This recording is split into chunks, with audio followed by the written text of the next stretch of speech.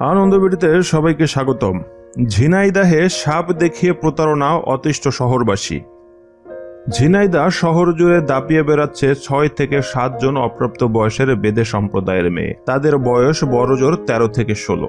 কম বয়সে ওদের বিয়ে হয়েছে, কারো কারো বাচ্চা, আবার কেউ গর্ভবতী। পরনে ময়লা শাড়ি আর সালোয়ার কামিজ পরা, দল বেঁধে ছুটে বেড়াচ্ছে।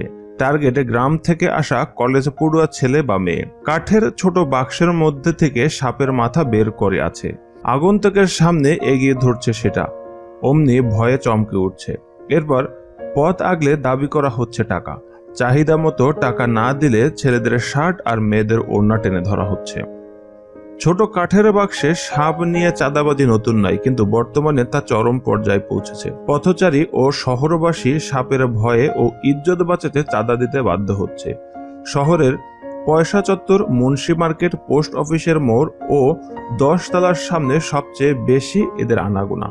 6-7 জনের দল বেঁধে এরা চাঁদাবাজি করে। লোক বুঝে 5 থেকে 50 টাকা পর্যন্ত চাঁদা আদায় করছে। টহল পুলিশ ও ট্রাফিক পুলিশের সামনেই সোমবার একাধিক ব্যক্তির কাছ থেকে টাকা নিতে দেখা যায়। প্রথমে টাকা চেয়ে না পেলে সাপ বের করে ভয় দেখিয়ে টাকা আদায় করা হয়। ঝিনাইদহ শহরের ধোপাপাড়া ব্রিজের নিচে এসব বেদেদের বহু ঝুপড়ি করে দল বেঁধে বসবাস করে।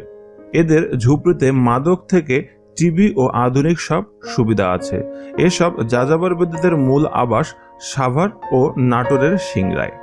এসব মেয়েদের সঙ্গে আলাপ করে জানা গেছে প্রতিদিন তারা 5 থেকে 600 টাকা আয় করে। পুরুষ ছেলেরা বাড়ি আরাম করে আর স্ত্রীরা শহর চষে বেড়ায়। এসব পরিবারের নিজ এলাকায় পাকা ঘরবাড়ি, জমি ও ব্যাংকে টাকাও মজুদ আছে। এটা তাদের পেশা। আগে বেদে পরিবারের পুরুষ নারী সদস্যরা সাপ খেলা, সাপের ওষুধ বিক্রি, শিঙ্গা লাগানো, বাতের চিকিৎসা দেওয়ার নামে গ্রামের সহজ সরল মহিলাদের কাছ থেকে টাকা, চাল, মুরগি, খাবার আদায় করত। এখনো মানুষ সচেতন হওয়ায় এসব প্রতারণা, ব্যবসা ও ভুয়া চিকিৎসা ও ওঝাগিরি করতে পারে না।